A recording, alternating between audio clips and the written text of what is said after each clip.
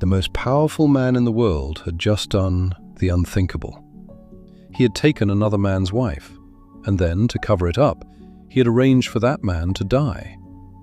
He said nothing. For the better part of a year, King David carried it in silence, as if no one had seen. And then the prophet Nathan came to him. He told David a story about a rich man who stole a poor man's only lamb, and he watched the king's anger burn against the man in the story, until Nathan said 4 words that ended everything. "Thou art the man."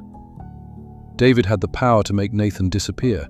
He had the power to bury the whole thing and never speak of it again. Instead, he picked up a pen and wrote this, the most honest prayer of repentance ever put into words. And it is the prayer for exactly where we left off in Psalm 139. There, David had asked God, "Search me, O God, and know my heart, and see if there be any wicked way in me." Well, this is the psalm for when the searching finds something, when the light finally gets in and shows you what is really there.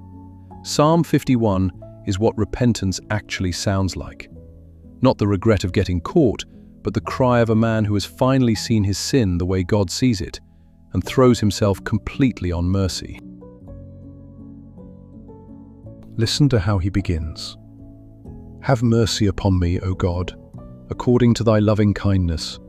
According unto the multitude of thy tender mercies, blot out my transgressions." Notice what David does not do. He does not open with his resume. He does not remind God that he is the king, the giant slayer, the man after God's own heart. He has nothing to bargain with, and he knows it. So he appeals to the only thing that can possibly help him now. Not his own merit, but God's character. "According to thy loving kindness, according to thy tender mercies." He is not asking God to grade him on a curve. He is asking God to deal with him out of who God is. And then come 3 words for what he needs: blot out, wash, cleanse. Blot out my transgressions, like wiping a debt clean off a ledger. Wash me thoroughly from mine iniquity. Cleanse me from my sin. This is not a man asking for a little touch-up on the surface. He knows the stain has soaked all the way through, and he is asking to be made clean all the way down. Then David does the hardest thing a guilty person can do. He stops making excuses. "For I acknowledge my transgressions, and my sin is ever before me." No blaming Bathsheba. No blaming the pressures of the crown. No saying that mistakes were made. He owns it completely. And then he says something that sounds strange at first. "Against thee only, have I sinned, and done this evil in thy sight." Against thee only. He had wronged Bathsheba and Uriah and the whole nation. But David has seen all the way down to the bottom of it. Every sin against another person is, underneath, a sin against the God who made them and commanded us to love them. The deepest wound of what he did was not to his reputation or even to the people he hurt. It was to his God. And then he goes deeper still. "Behold, I was shapen in iniquity, and in sin did my mother conceive me." Now, this is not David blaming his mother. It is David tracing the problem all the way back to its root. The issue is not only the things he has done, it is what he is, a sinner by nature, and not merely by act. He is not just confessing a bad decision, he is confessing a condition. And only when you see the sin that deep do you finally stop asking God to improve you and start asking him to remake you. "Behold, thou desirest truth in the inward parts." God is not after a clean record on the surface, he is after truth in the depths, in the part of you that no one else ever sees. So David asks for a cleansing that reaches that far down. "Purge me with hyssop, and I shall be clean. Wash me, and I shall be whiter than snow." Hyssop was the little branch the priests used to sprinkle the blood of sacrifice to ceremonially cleanse a leper or a defiled house. David is saying, "Do to my soul what the hyssop did in the ritual.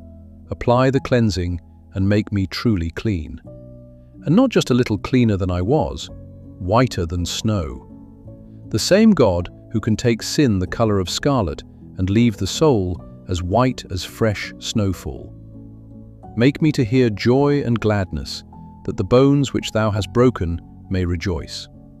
Hide thy face from my sins, and blot out all mine iniquities. Hear that phrase, the bones which thou hast broken. The long months of silent guilt had crushed him from the inside, the way a body lives with broken bones. He is not merely asking to feel a little better. He is asking the God who broke him to be the same God who heals him. And now we come to the most famous verse in the psalm, and one of the most important prayers in all of Scripture. Create in me a clean heart, O God, and renew a right spirit within me. Look closely at that one word, create. In Hebrew it is bara, the exact word used in the very first verse of the Bible, when God created the heavens and the earth. It is a word the Old Testament reserves almost entirely for God alone, because it means to make something out of nothing, something only God can do. David does not say, "Help me clean up my heart." He does not say, "Give me the willpower to do better next time." He knows his heart is past repair. He asks God to do a genesis, to create out of the ruins a heart that is brand new. Cast me not away from thy presence, and take not thy Holy Spirit from me. And there is real terror behind that second line, because David had seen it happen with his own eyes. The king before him, Saul, had once had the Spirit of God upon him, and David had watched that spirit depart, watched Saul slowly unravel into a jealous, tormented shadow of the man he had been. So this is no formality David is reciting. He is pleading, with his eyes wide open. Do not let me become what I watched Saul become. Do not take from me the one thing that ever made me yours. Restore unto me the joy of thy salvation. And notice the precise thing he asks to have restored. Not his salvation, the joy of it. Sin had not cost David his standing with God, it had cost him the gladness of it. The light had gone out of everything he had. So he does not pray, "Save me all over again." He prays, "Give me back the joy I had when I knew that I was yours." That is what sin steals first. And it is exactly what grace gives back. And here something turns. A man crushed by his own sin, the kind of man you might expect to crawl away and hide for the rest of his life, instead suddenly looks outward. Then will I teach transgressors thy ways, and sinners shall be converted unto thee. Then, once I am clean, once the joy has come back, I will not keep this to myself. I will turn around and show other transgressors the road I just found. David understands something the proud and the religious never do. The people best equipped to lead sinners home are forgiven sinners. Not the ones who have never fallen, but the ones who have fallen and been lifted and know every step of the way back. And he does not tiptoe around what he actually did.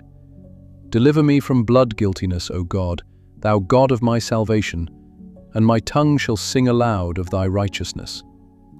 Blood guiltiness. He names it, the blood of Uriah, the man he had killed to keep his secret buried. He does not call it a lapse, or a failing, or a hard season. He calls it exactly what it is, blood on his hands, and he asks God to deliver him even from that.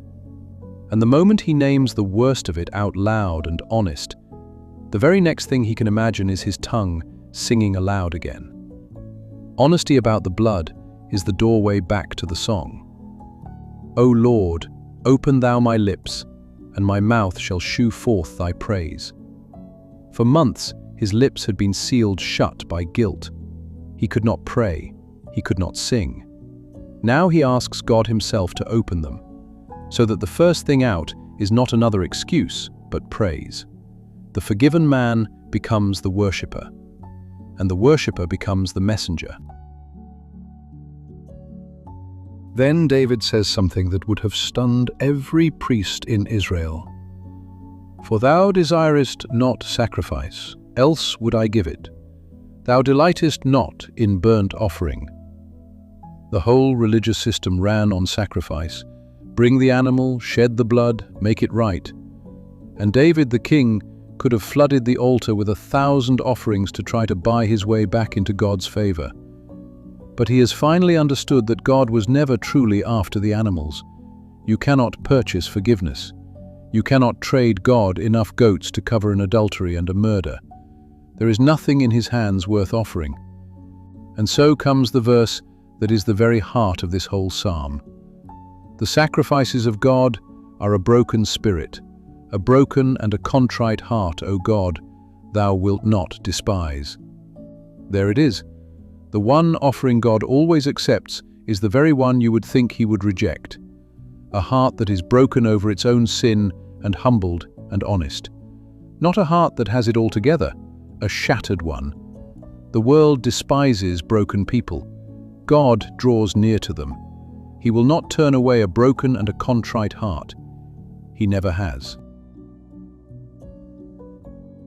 So step back and look at the whole thing.